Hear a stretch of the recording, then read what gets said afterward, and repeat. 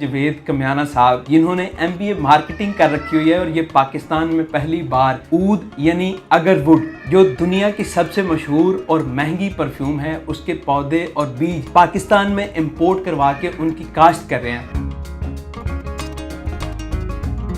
मकसद पैसा कमाना नहीं, मकसद ये है कि ऊद को पाकिस्तान के अंदर आम किया जाए। मेरी ज़ाती एवरेज है कि एक दरख्त 8 से 10 लाख का बिकता है। उर्दू पॉइंट की वीडियोस देखने के लिए हमारा चैनल सब्सक्राइब कीजिए और बेल के आइकन पर क्लिक कीजिए ताकि आप हमारी तमाम आने वाली वीडियोस से बाखबर रह सकें। अस्सलाम वालेकुम, उर्दू पॉइंट के साथ मैं हूं अब्दुल्ला खान। नाज़रीन, मेरे साथ मौजूद हैं जवेद कमियाना साहब जिन्होंने MBA मार्केटिंग कर रखी हुई है और ये पाकिस्तान में पहली बार ऊद यानी अगरवुड जो दुनिया की सबसे मशहूर और महंगी परफ्यूम है उसके पौधे और बीज पाकिस्तान में इंपोर्ट करवा के उनकी काश्त कर रहे हैं और इनका ये दावा है कि इस पौधे से आप लाखों नहीं बल्कि करोड़ों कमा सकते हैं। आइए जानते हैं कि इस पौधे में आखिर क्या ख़ास बात है और इसको कैसे इस्तेमाल किया जा सकता है। आइए जानते हैं इनसे कि ये सब काम कब से कर रहे हैं, क्यों कर रहे हैं। मेरा क्योंकि फैमिली बैकग्राउंड जो है वो एग्रीकल्चर से ही है। मैंने जब गांव जाना तो मैंने अपने रिलेटिव से पूछना तो वो कह रहे थे जी हमारे हालात नीचे से नीचे ही हैं इकोनॉमी के। अगर ठेके पे दिए तो वो कहते जी ठेका ही पूरा नहीं होता ठेकेदार का, तो वो पैसे नहीं देता। फिर मुझे एक अचानक समझ लें कि एक टर्निंग पॉइंट आया कि एक दोस्त आया UAE से, वो मेरे लिए ऊद का इत्र लेके आए। वो मुझे बड़ा पसंद आया। मैंने उनसे पूछा, वो पाकिस्तान में अवेलेबल नहीं था। फिर मैंने इस पर रिसर्च की। फिर मैंने देखा कि $64 बिलियन की सालाना मार्केट है ऊद की पूरी दुनिया के अंदर, और इंडिया उसमें बड़ा अच्छा कंट्रीब्यूशन उसका है और बड़ा मेजर शेयर ले रहा है। पाकिस्तान में 0%। फिर मैंने रिसर्च की, फिर बड़े तरीके के साथ मैंने कुछ सीड मंगवाए वियतनाम से।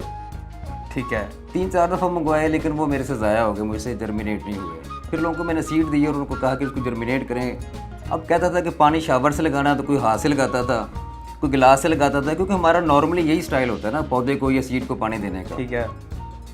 वो फिर जर्मिनेट जिनके नहीं हुए उनको मैंने कहा जी मैं आपको कंपनसेट करके पौधे दूंगा ताकि किसी का लॉस ना हो। मकसद पैसा कमाना नहीं, मकसद ये है कि ऊद को पाकिस्तान के अंदर आम किया जाए और उससे एक अच्छा ज़र मुबादला कमाया जाए। अभी कितना अरसा हो गया आपको ये सब काम करते हुए? जो प्रॉपर मार्केट में आए हुए मुझे 1.25 साल हो गया कि जो ज़ाती मेरा एक्सपीरियंस तो हटके है ना, लेकिन जो प्रैक्टिकली मैंने ये सारा कुछ किया है उसको 1.25 साल हो गया पाकिस्तान में जब से ये कर रहे हैं। लेकिन रिसर्च से लेके वो 4.5 साल हो गए तकरीबन।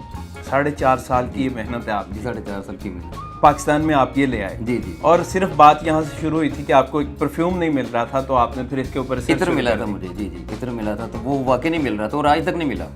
अभी तक इसकी मद में आपने कितने पैसे लगा चुके हैं? जो एक्सपेरिमेंट आपके ख़राब भी हुए, सक्सेसफुल नहीं हो सके, दूसरे मुल्कों से आपने बीज मंगवाए, पौधे मंगवाए, इस तरह की तकरीबन 34-35 लाख रुपए लगाया मैंने खुद से, जो लगाया अपनी जेब से।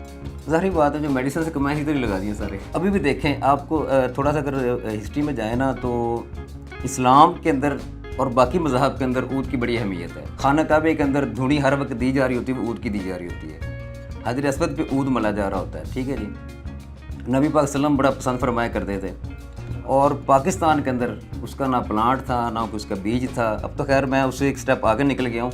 आपने अपने ज़ाती दरख्त कितने लगा चुके हैं और अभी तक कितनी उनसे ऊद हासिल कर चुके हैं? परफ्यूम की शक्ल में, लकड़ी की सूरत में, या कैसे कैसे? अभी ये स्टेज पाकिस्तान में नहीं आई क्योंकि इंट्रोडक्टरी स्टेज थी और उसके अंदर हमने तो ये प्लांट 2 फीट तक पहुँचाए हैं फ़िलहाल। लेकिन मेरा इंशाल्लाह मैं अपने उकाड़ा के अंदर ज़ाती रकबे के ऊपर भी इसकी अच्छी खासी फार्मिंग करूँगा इंशाल्लाह। ये टाइम लेता है 6 से 7 साल मिनिमम, जो है मिनिमम, क्योंकि चौथे साल इसको आर्टिफिशियल फंगस लगानी पड़ती है।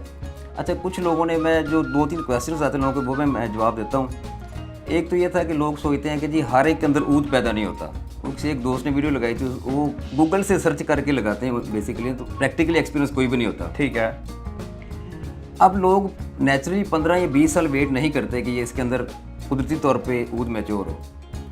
उसको फिर ये है कि पूरी दुनिया के अंदर, इवन इंडिया के अंदर भी, मलेशिया के अंदर भी, वो क्या करते हैं कि चौथे साल इसके अंदर फंगस इंजेक्ट करते हैं और उसके बाद वो हर दरख्त के अंदर ऊद लाजमी पैदा होता है। ये कन्फ्यूजन मैं दूर कर दूँ जो लोगों के ज़हन में थी। जितनी आपके पास ज़मीन है वहाँ पे 2, 4, 5, 10, 20, 50 जितनी कैपेसिटी वो लगा सकते हैं।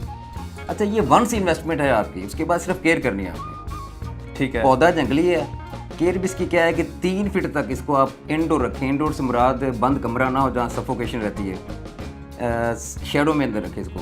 ठीक है। गैराज हो गया, बरामदा हो गया, डायरेक्ट धूप ना पड़े, या सहन में भी रखना तो ऊपर आप ग्रीन नेट लगा दें जो नर्सरियों पे लगी होती है। जब इसकी हाइट 3 फीट हो जाए उसके बाद आप इसको ज़मीन में शिफ्ट कर दें। ठीक है। ह्यूमिडिटी इसको ज़्यादा चाहिए होती है। अब इतनी मॉडर्न फार्मिंग आ गई कि उसकी भी कोई इशू नहीं है कि आप एक छोटा सा ग्रीन हाउस बना के वहाँ पौधे लगा के और स्प्रिंकलर लगा लें, जो हम घर के लॉन में लगाते हैं, जो पानी ऐसे शावर करता है। ठीक है।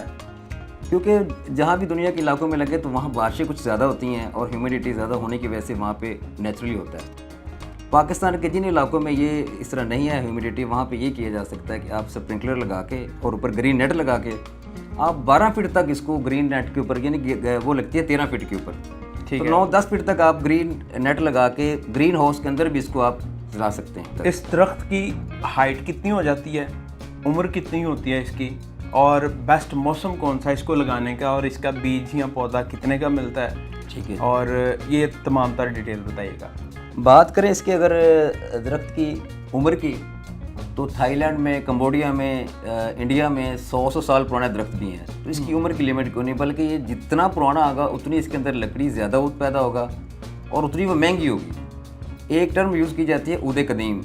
ठीक है। कदीम पुराने को कहते हैं। तो जो उदे कदीम होगी ना, उसका रेट बहुत ज़्यादा होगा। ठीक है। नंबर 1। नंबर 2, अगर पुराना दरख्त होगा उसके अंदर अंडर वाटर लकड़ी पैदा हो जाती है। ठीक है। ज़्यादा एज होने की वजह से। और अंडर वाटर लकड़ी अगर आप सर्च कर रहे हैं गूगल के ऊपर तो वो बहुत ज़्यादा महंगी, उससे ज़्यादा महंगी लकड़ी कोई नहीं होती। जवेद साहब मुझे बताएं, पाकिस्तान के अंदर अभी तो आपने ये शुरू किया करना, पूरी दुनिया में वैसे कितनी ऊद की इकसाम है और कौन कौन से मुल्क जो हैं उसको ज़्यादा प्रोड्यूस कर रहे हैं, और कौन सा ऊद सबसे महंगा है, उसकी ज़रा कैटेगरीज बताइएगा, और ये वाला कौन सा है? वैसे तो इसकी 17 किस्में हैं ओवरऑल पूरी दुनिया के अंदर, लेकिन मशहूर जो वो 3-4 ही हैं। एक तो कैनाम है, कैनाम एक्लेरिया कैनाम, वो कंबोडिया की है। कंबोडियन जो स्पेशी है वो आम मिलती नहीं, वो बहुत यूनिक है। ठीक है। वो तो पॉसिबल ही नहीं ना अभी, लेकिन मैं उस पर कोशिश कर रहा हूँ कि इस पौधे के ऊपर जो है ना वो कैनाम की ग्राफ्टिंग कर दूँ। ठीक है।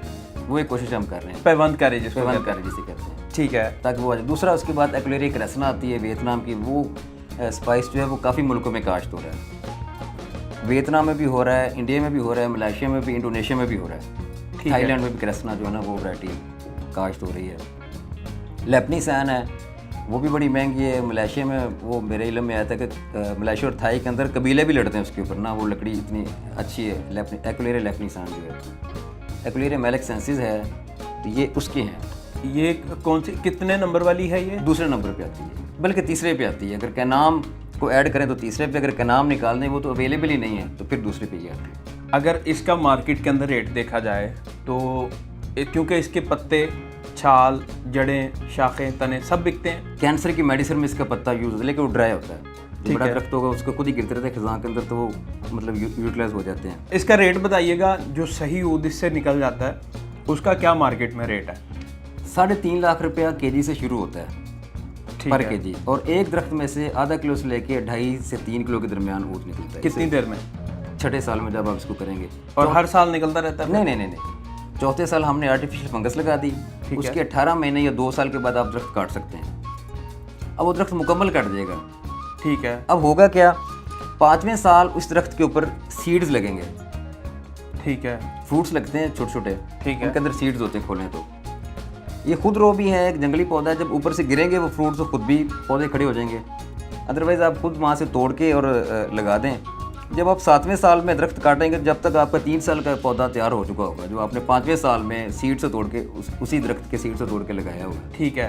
तो एक सर्कल आपका बनता रहेगा। यानी हर साल बाद 7 साल बाद ये कट हो जाएगा? ये कट हो जाएगा, लेकिन 5वें साल जो इसको सीड लगेंगे उस सीड से आगे पौधे तैयार करने। जब 7वें साल ये दरख्त कटेगा उस वक्त तक 3 साल का आपका पौधा फिर तैयार हो चुका होगा। ठीक है। और एक पौधे से तकरीबन 1.5 किलो तक ऊद जो है, आधा किलो से लेकर 2.5 किलो के दरमियान।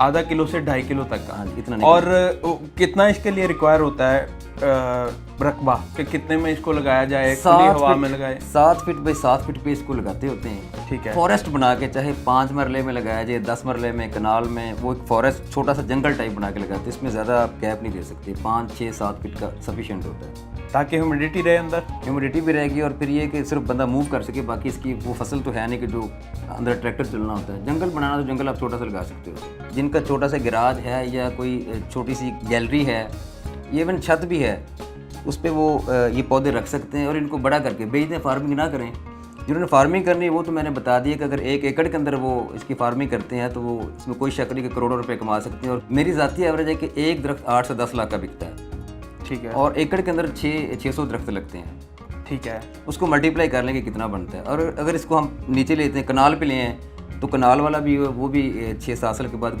करोड़ 1.5-2 करोड़ रुपए आराम से कमा सकता है एक कनाल से। एक कनाल से। वो लोग जो आप की तरह पढ़े लिखे लोग हैं वो ये कर सकते हैं कि जैसे मैंने कुछ ब्रांड्स भी बनाए हुए हैं इसके।